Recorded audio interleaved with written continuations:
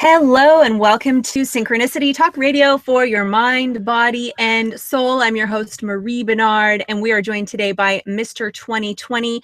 You might be watching this on youtube.com/Marie Bernard, or you might be listening on CITR.ca, CosmicDimensions.com, EmpowerRadio.com, or on the Co-Creator Network, or you might be listening live in Vancouver from unceded Musqueam territory on the University of British Columbia campus on 101.9 FM and so many places. And today we are speaking with Mr. 2020. He's been on the show quite a few times. He's a synchronicity favorite, I think it's safe to say. And he is a Neville Goddard expert. You can find him at freeneville.com. And he coaches people. He helps people manifest their desires. And today, what I'm hoping he's going to help us with is the topic of overcoming fears and limiting beliefs. How is your day going over there in Australia? It is chilly here in Australia. It's your summertime, our wintertime, which is just... It's raining here anyway. Okay, that's all right. Well, it's nice and clear and cool here, so I guess we got everything in balance. But we're having a lovely day. We went to the dog park this morning and saw some goody friends, went to the river, Emmett had a swim, and yeah, life is good. Awesome. Well, one of the reasons that I wanted to talk with you about overcoming fear and limiting beliefs is because some listeners may not be aware, but you actually were able to recover from post-traumatic stress disorder. If you're not aware, Mr. 2020 was in one of America's biggest prison riots in history, and he almost died, and he recovered from all of the understandable, I'm just reaching for words here, the understandable trauma and all of those leftover reactions and memories. Can you tell us a little bit about your experience with that? Yeah, absolutely. The quick backstory is I was 23 years old, newly married, 4 months on the job, I think 3 months married, and kissed my wife goodbye, went to work, pretty much got beat to death, got taken out of the prison in the morning, rescued by some Pennsylvania State Police guys and some other hostage rescue team people. And I spent a long time goofed up. Yeah, it's fascinating when you have the experience of like a near-death experience kind of thing, which really opens you up to love and what we are and peace. And at the same time, you're pretty much beat to death before that, and also not treated all that well after that. And so I had to deal with like the paranoia and the fear and just the flashbacks. And yeah, if I could give a subtle message out, is from what I can tell, you can always take your life back. And yeah, really, I'd love to share, overcoming fear, limiting beliefs, all that good stuff today, because yeah, I'm the anomaly. I'm the living proof, and I invite everyone else to be the same. Cool. Well, that's one of the things that I love about what you do, 20, is you tell people, try this. Don't just take my word for it. Go out, try these practices and exercises and see how they work for you. Totally. It doesn't matter what I say or what I've done. Yeah. As far as I'm concerned, I'm here having the adventure of a lifetime. This is all good fun, doing what we do. And that's what I want everyone else to do. My hyper secret sneaky agenda is this. I want more playmates and more playtime. In other words, I want people to experience more than just a war and a struggle here on Earth, because we really are. This is this massive theme park that we can really, just be the blessing in. And a lot of people forgot that. We don't have to struggle. We can actually have an enjoyable time while we're here, and we can give to each other in ways that we really can't comprehend. But we can comprehend that as long as our bandwidth is eaten up by fear, and our bandwidth is eaten up by trauma, and our bandwidth is beaten up by the past. So this whole thing of just being here to live, it's a pretty cool opportunity. Cool. Well, one of the there's so many directions that I want to take with this discussion, and I've been facing some fears lately, and what I'm noticing is that Well, it's scary. Yeah, no And when I kidding. start pushing through, it really opens the floodgates for a lot of shifting to happen. And when things are shifting, it can get really uncomfortable for a bit. Hmm. How's that been for you? Totally. Yeah, I get, unfortunately or fortunately, I'm known as an NLP guy, neurolinguistic programming. I'm also known as an LOA guy, the law of attraction.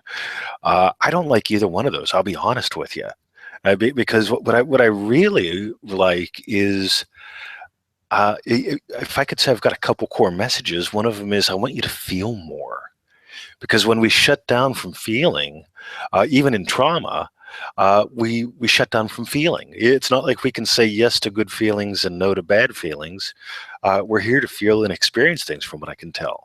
And so, when I was traumatized, I became more like Mr. Spock. I became fairly logical. Yeah, so I'd oscillate between being a very logical, controlled human being to, like, holy crap, there's, space monkeys coming out of the atmosphere trying to kill me, kind of reactions to everything. And of course, there weren't space monkeys; there were inmates, and there were, all that crazy stuff. But we really get to come to the point where we go, right, I'm going to be, I'm willing to feel in this moment. I'm willing to feel my physical sensations. I'm willing to feel my emotions. I'm willing to feel whatever's going on. Because if we, here's what we do: we resist feeling bad, so we make it slow down, and we chase feeling good, and we make it run away. Instead of, right, you and I right now have this opportunity to flirt and feel good and have fun and discover what's possible in our call. But if either one of us resists it or grabs for it, it's going to go run and hide, or, you get it? So this whole thing of Totally. be here now is not just about meditating and staying in the cave. That's easy. This whole thing about be here now is being able to sit down and go, man, I am really darn uncomfortable in this situation, and being okay with it. Or going, oh my God, I feel great, and being okay with that. We've got a whole culture that's based on I'm not okay. And we get to discover how to be okay with, with what do we got right now? What do we got right now? What do we got right now? We get to be okay with whatever it is, so that we can just, again, just have some fun with it. Awesome. Oh my gosh. There's just so much going on that I don't even know where to start. But I know that a lot of the processes you teach are really about being present, being aware of what's happening in our minds and our bodies, and also the different ways that different people process information. And one of the things that's been going on for me is you talk about the layers of the onion, and I'm finally getting down to this layer, I think, where I'm realizing that I've been searching outside of myself, and I got into all of this spirituality and self-help stuff as a way to create those external things in my life because I thought that's what was going to fix me. Huh. Yeah, Yeah, but wow, talk about, is that the human condition or not? I know, right? Gosh. Yeah. By the way, I've got a BMW 325.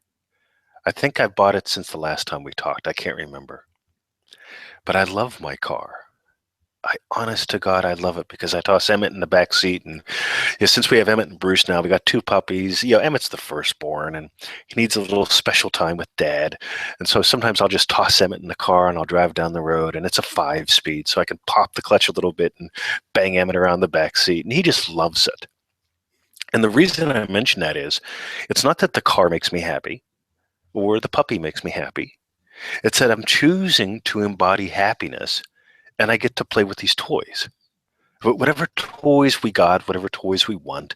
Uh, we all know people who have a lot of stuff, but they're miserable. I can remember looking at a friend of mine thinking, my God, you're married to a gorgeous girl and you don't appreciate her.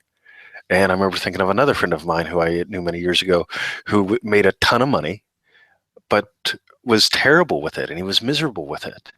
Yeah, and those are the two of the things that a lot of people want, And here's two people that I knew that I went to school with that are just not fully embodying or enjoying either.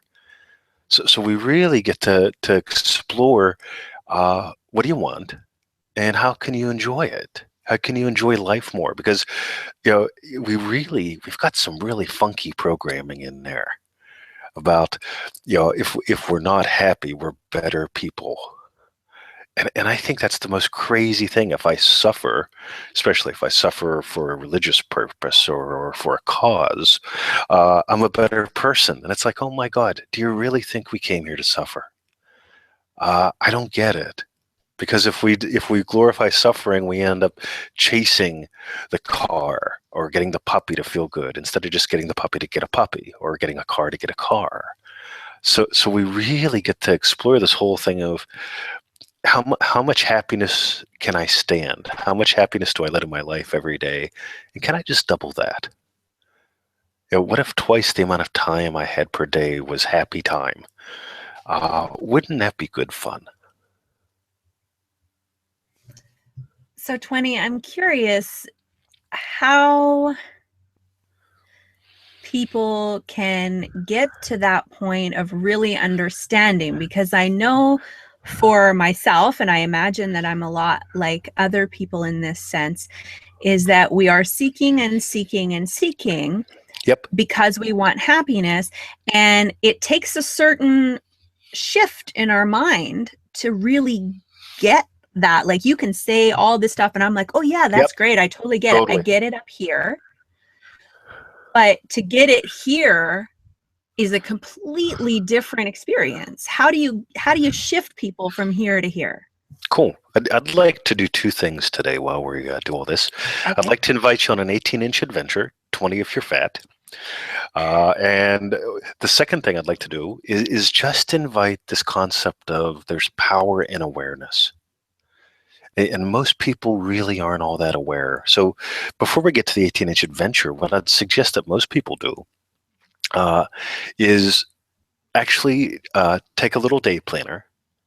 We're halfway through the year, so they're really cheap right now, right? You can get what is this, 2016? You can get a 2016 day planner for $5, right? The nice ones, the ones that are like $100. So you can get a day planner for nothing now because the year's half over. And what I suggest you do is get a day planner and keep track of your moods all day. So you could do it every 15 minutes. Just check in on a scale from 1 to 10, where you at? Right? Or put a check mark if you've had 15 good minutes and an X if you've had 15 bad. You just find out what do you got going on. And here's something really cool. This is the simplest, most profound exercise that I've got in this realm. If you track this stuff, it will automatically start to optimize. I have no idea why. But if we don't track it, it just happens. But if you track, every 15 minutes, just pull out your little $50 day planner that you bought for $5. Open it up and go on a scale from, either do 1 to 10, 1 being bad, 10 being great, or do a check mark for good, or X for bad, whatever it is. And by the way, you don't ever have to go back and look at these. But the fact that you're just bringing into attention, how have you been for the last 15 minutes? It will change everything. And it will cost you $5 and a few minutes a day. It's a very simple way to move from head into behavior, because I could care less if anybody learns something in the head. To me, learning is behavior change. And once we start having behavior change, that's brought about by just a little bit of a shift in attention and awareness. That's when things start to get good. Awesome. Thank you. And so it sounds like that's an exercise in self-awareness of what's going on in our monkey mind. Yeah, it's putting attention on attention, which is something that we're taught never to do in this culture. I can tell you how I feel. I can tell you how you've wronged me. I can tell you how your people have wronged me. We've got all these stories, but we don't really take the time to put attention on attention. And this might be the most valuable pursuit that we can have. And so you are suggesting doing this every 15 minutes throughout the day? Why not? So that's why the day planner, because it's broken up into appointment times. You betcha. Especially like I said, right now it's halfway through the year. My God, they're cheap. So get a day planner for $5 and just tick it off. And the thing is, it's not about ever check. You can check it if you want to. You don't have to. It's just about getting into attention. Hold on. What have I been letting grow in consciousness for the last 15 minutes? Has it been totally crazy crap, or is it something that I want? And that's it. All you got to do is make that assessment. And the planner just helps you be honest about it. You could also just set a 15-minute timer on your phone. You don't even need a notebook, but you could set a 15-minute timer on your phone. So every 15 minutes it goes, and you get to go, oh, wow, that last 15 minutes I give an X to. 15 minutes later, that one I give a check to. Just whatever you got to do to just keep checking in. And at some point, this becomes such an unconscious habit that you're going, hold on, I don't want to have that state grow in my life. What I want to have grow in my life is something different. And it all happens pretty much outside of consciousness, but that's fine. Or I'm sorry, outside of awareness. But it is so life-changing because you get to go from pretty much being unaware of the crazy crap to being very aware of how much power you have in your life. Awesome. So just to clarify, you're not trying to change your emotions. You're just noticing what you're doing. You betcha. Yeah. I have no interest in this context of talking about changing emotions or controlling emotions. There's this whole myth of the third thing, right? There's three things that I get labeled as. One is, oh, you're one of those neurolinguistic programming guys like Tony Robbins. I love Tony. He's a good guy, but he's not doing what I'm doing. Or they say, oh, you're a law of attraction guy like Joe Vitale or Bob Proctor or whatever. Yes and no there as well. The third thing, which drives me crazy, is when people say, you're a positive thinker. And I tell them, I am nowhere near a positive thinker, right? Yeah, I am a guy. What I do is I run my life with three states: loving husband, loving trainer, and loving puppy dad. And being a loving husband, loving trainer, loving puppy dad means that sometimes I have these negative emotions. Like if Bruce is starting to run off and I'll yell, woo! Yeah, I can't yell his name because he'll wake up here. But if I yell his name and I'm he stops. Or if Victoria's not here, I'll miss her. And people say, oh, those are negative emotions, loneliness, and having to be stern with a puppy. Or if I have someone in one of my Facebook groups or a client that's just going off the deep end, I'll just say, look, time for you to grow up. Yeah, I love you, but it's time for you to grow up. You don't need a lucky rabbit's foot anymore, right? You don't need all this crazy stuff. Time for you to grow up and discover what you are. And those are things that our culture says you shouldn't do that. You should always be nice and loving and positive. But you know what? When my wife's not here, I miss her. When my puppies misbehave, I correct them for their own safety. And if I get a client that's going off the deep end, I'll say, dude, you're acting like a 6-year-old. Get it? Time for you to do something different. And those are the most loving things that I can do. So positive, negative. Again, I'm not thrilled with those because we start to stop. As soon as you start blocking again the negative, you're also blocking the positive. Instead of just noticing, okay, what state do I want to live from? I choose to be a loving husband, which means something specific. I choose to be a loving puppy dad. I choose to be a loving trainer, and all those have good and bad, right or wrong emotions in them. And I get to let them come and I let them go. So 20, that actually brings up a question about being in that state, being that person that you want to be, that loving puppy dad, that loving trainer, the loving husband. Yep. Do you do any specific habit creation, like targeted habit creation under the umbrella of those things? Or do you just try and energetically be that person? Cool. It's interesting to me. I'm a guy this time around, right? That's pretty obvious, right? I've got no hair and a deep voice. I'm a guy this time around. And as guys, what we were told or taught or trained or subtly was implied when we were little boys was, what you are is your job. Oh, no. Oh, no? I just lost you. Hang on a second.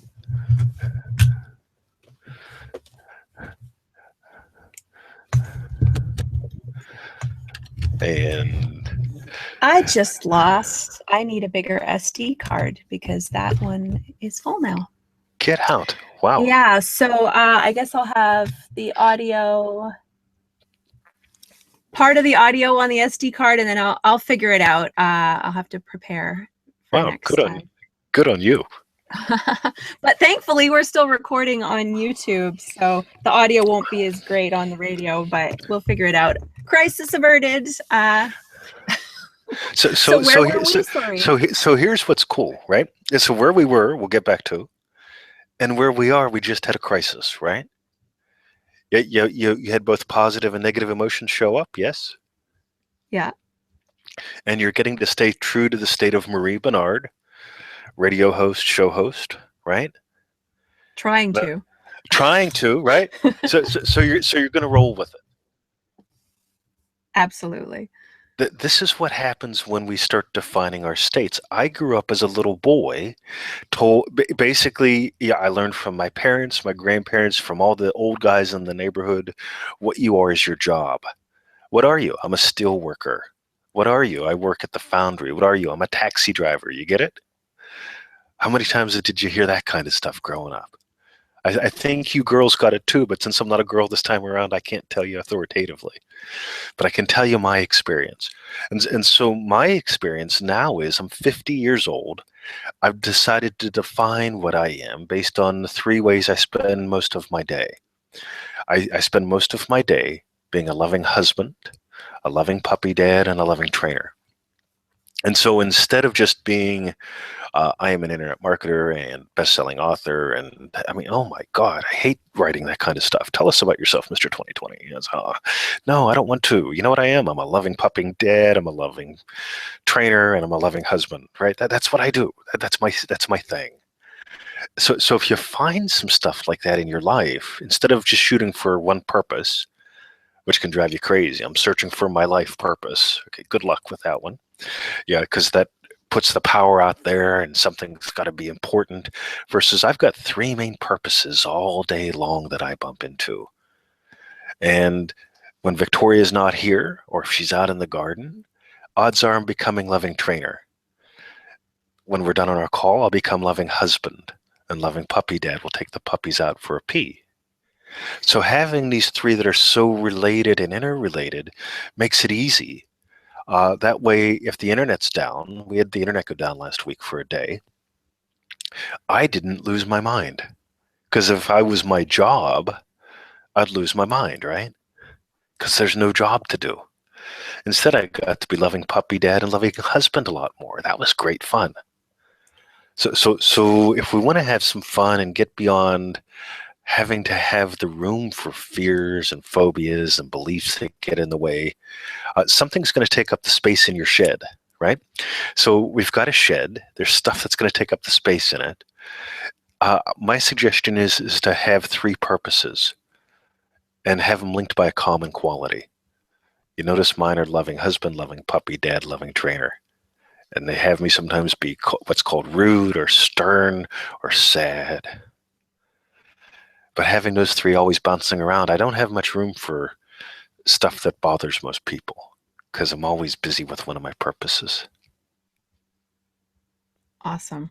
I'm totally focused. I'm thinking, I'm listening to you, and I'm also thinking, I wonder if there's another SD card in the house that I can use to keep recording this. So what would you do if you were in my shoes right now, 20? If I was in your shoes right now, I'd be present with what we got. What's cool is we've got this. We can always do something else again, and odds are we will.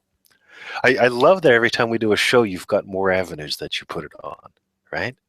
That just tells me that you're doing what I want you to do, which is always be growing. This whole thing of self-growth I find fascinating because plants grow, animals grow, humans grow, but we don't really focus on growth. We don't really notice. Yeah, for a lot of people, self-growth becomes just trying to become okay versus growing. I love watching you grow. It's pretty darn cool. My puppies too. I love watching them grow. That they're learning not just new tricks, but they're learning when they get together with their pack that they have every day. We go to the dog park and they have their little pack. It's cool to watch the members of the pack all grow and develop, which they are, which is just so cool. It's lovely being married to Victoria and watching her grow in capacity and acceptance and willingness. From what I can tell, again, that's part of the adventure here. We're not here to be okay. We're here to be beyond okay. And I'm not saying that we're here to be great. That's Tony Robbins' NLP. From what I can tell, we're here to discover our greatness, and we're here to do that in moments like this. You foobarred on the SD card. Good on you. Oh my God. You and I get to actually work through a real issue during a call here instead of just being fluff. I hate fluff. But here we are, you and I have managed to create a scenario where we've got a real situation, and you could have a meltdown, and I could go, oh my God, this chick is not prepared, and we could have all the normal crap go on that happens in the world. You get it? This happens in the shopping lines every day at the Safeways and the Shop and Saves and the Foodlands. Oh my God, they're paying with pennies. God, yeah, if they were only prepared. But there's this attacking and defending going on constantly. Versus here we are. How cool is this? The listeners and the viewers get to experience something real for once. Hoo-ah. Awesome. Well, 20, that actually brings up, it is embarrassing to have that happen. I was trying to, anyway, whatever. Cool. Moving on, but the thing about... But by the way, there are 4 fears from what I can tell, okay. Right? The first fear is the fear of embarrassment. The second fear is the fear of rejection. The third is confrontation, and the fourth is confrontation that leads to violence, right? Here you are admitting embarrassment, and I watch your physiology, and because you're not cramping that in and pretending that's not a part of your personality, that just gave you energy. You get it? In your life, have you ever been, had a worry or a fear about embarrassment ever before in your life? Of course. Of course. By the way, I don't get embarrassed. Really? It's a pretty darn rare thing. And if I do, it's more of a boom, it's a celebration thing. I don't have a fear of embarrassment. If embarrassment shows up, it's just a thrill to me. You get it? You've allowed yourself to experience one of the 4 common fears that all humans have access to and not resist it. And you've done it live on camera, and you've done it to a listening audience. In other words, you've just shown people it's okay. And not only is it okay, it's good to be able to just move through it and keep rolling. That this is so beyond therapy, because this is just showing another human being, hey, I didn't die. We can keep rolling. How cool is this? Okay. Yeah, totally. I'm still feeling it. And I'm Nice. noticing the thoughts of, this is unprofessional, and this is, I should have been more prepared. I was so scared. And bringing it back to the facing the fears, I was scared to use this freaking contraption here without a sound technical person helping me out. And just as I feared, I screwed it up. But we lived through it. Yeah. And you did everything right, except you discovered that you need a bigger card next time. Sweet. Yes. Yeah. How cool is this? I know people, right? I've got a little group. I've got a couple groups on Facebook, and I think you're in most of them. And one of them has to do with having an impact and making an income or something. I don't know what it's called. And it shocks me the number of people that I say, you can take $40 and get some things rolling. Get a WordPress website set up, have a little bit of fun. Every week put up a video, a photo, and write a tiny little article just to get used to using the technology, and then figure out what you want to do with it, right? It shocks me the number of people that won't do that because and what it is, it's fear. They're afraid of embarrassing themselves with their blog. They're afraid of rejection. What if my friends don't visit it? Well, your friends won't. Okay, let's be honest. Your friends are too busy visiting things they want to do, right? So you better make it darn good if you want people to come, right? But we're so. What if someone argues with me on my site? Oh my God,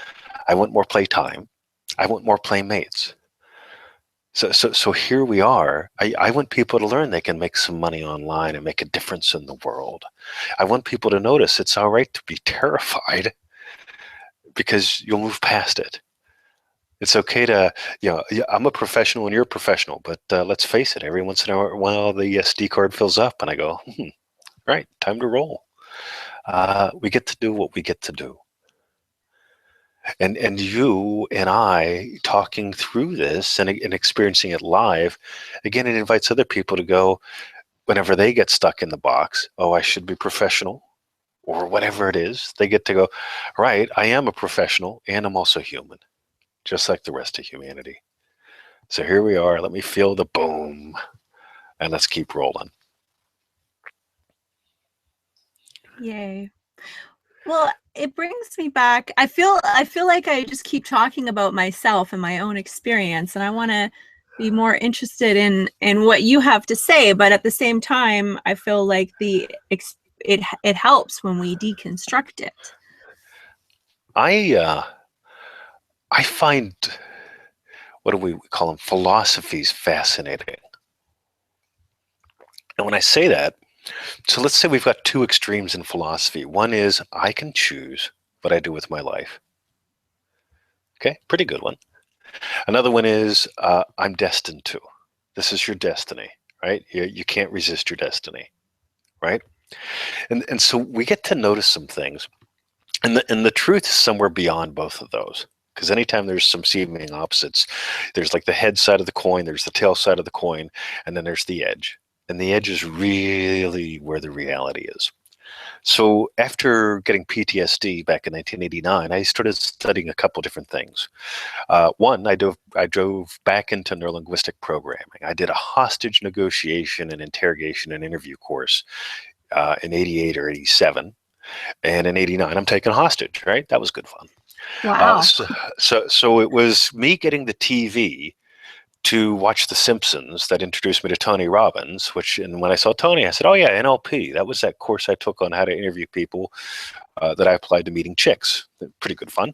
So let me dive back into NLP, which led me to Richard Bandler and friends, so on and so forth. So I studied NLP.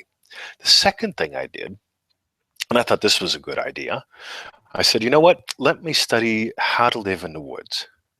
Because I'm cuckoo for Cocoa Puffs, and there's nobody in the woods.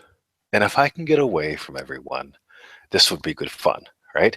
So I started hanging out with Native American people because they understood how to live in the woods in harmony with nature.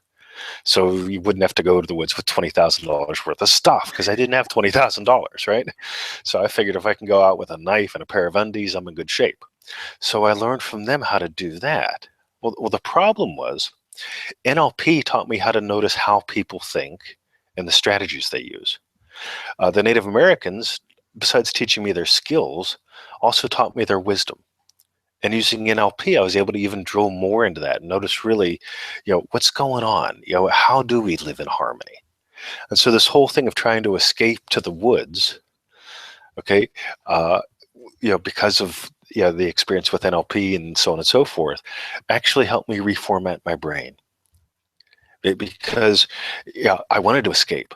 Let's be honest, right? We all want to avoid problems. I wanted to avoid problems, this thing called humanity, right? I was just tired of it. They were all crazy. Anytime I was around humans, it drove me nuts.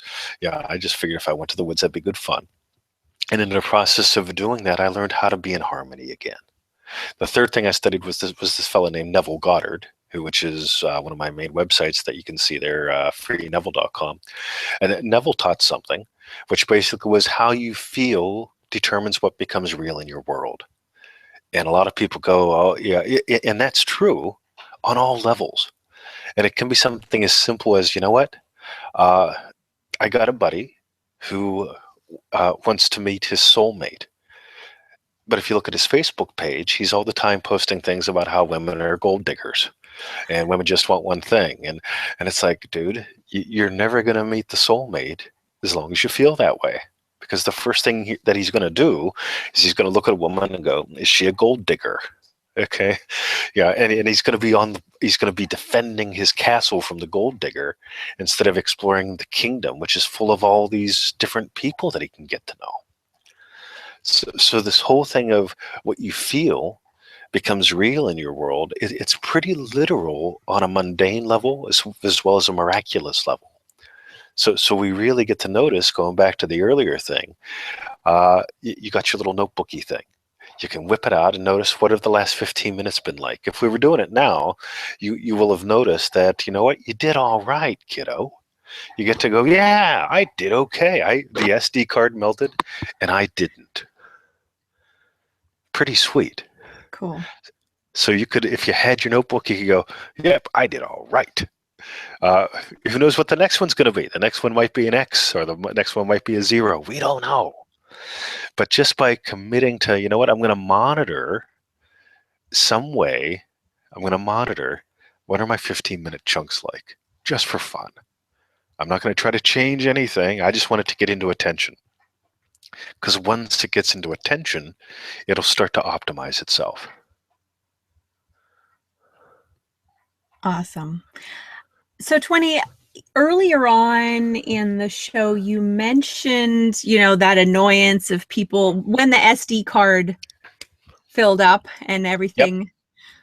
Freaked out.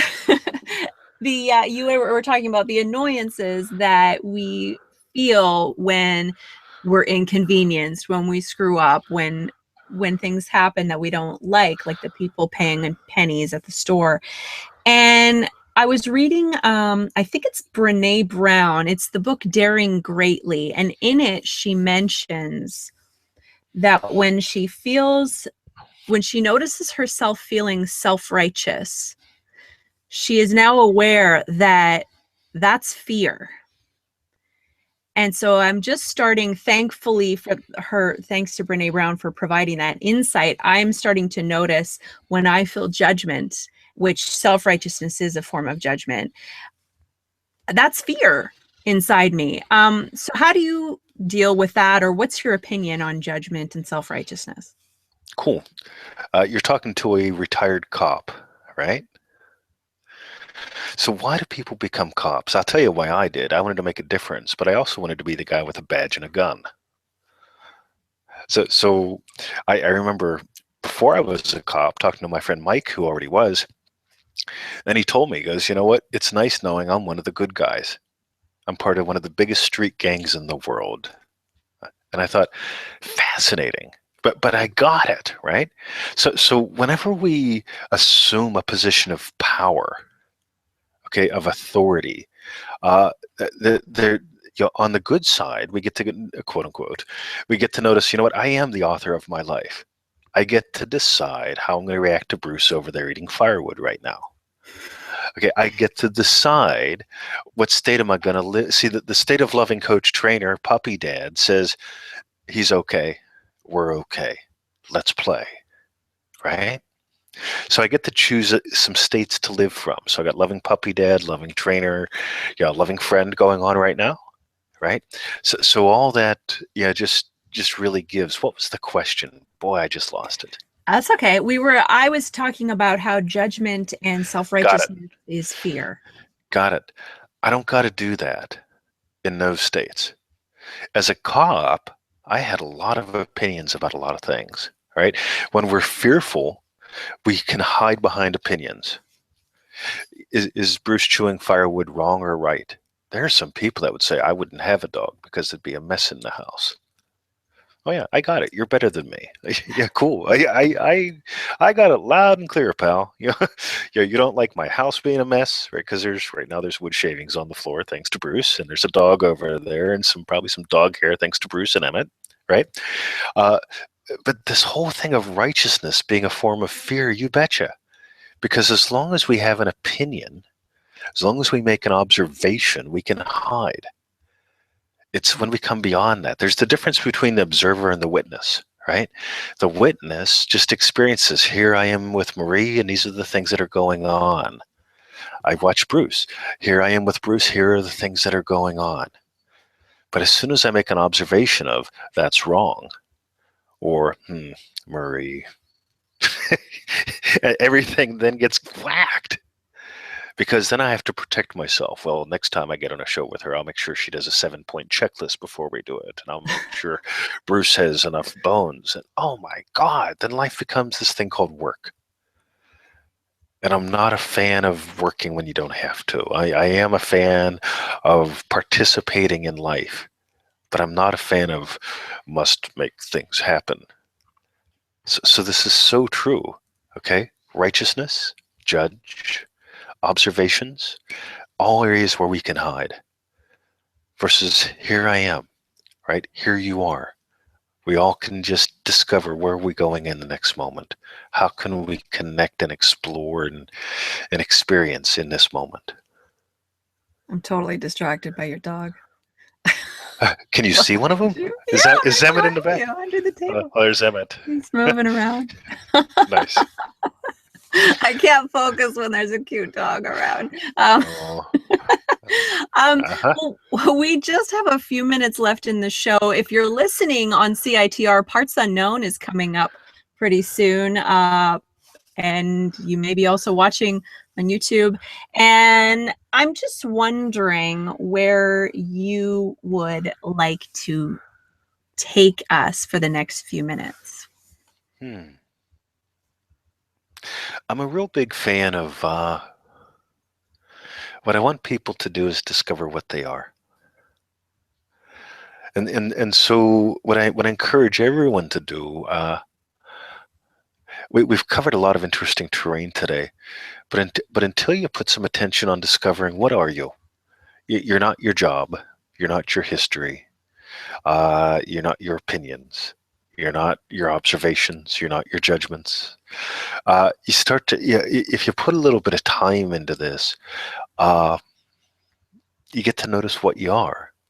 What I'm going to suggest as a tiny little homework exercise is take your time and do what I call noticing the noticer. So if you just listen to the program, watch some other programs of yours or mine or whatever, but just notice what's noticing the program.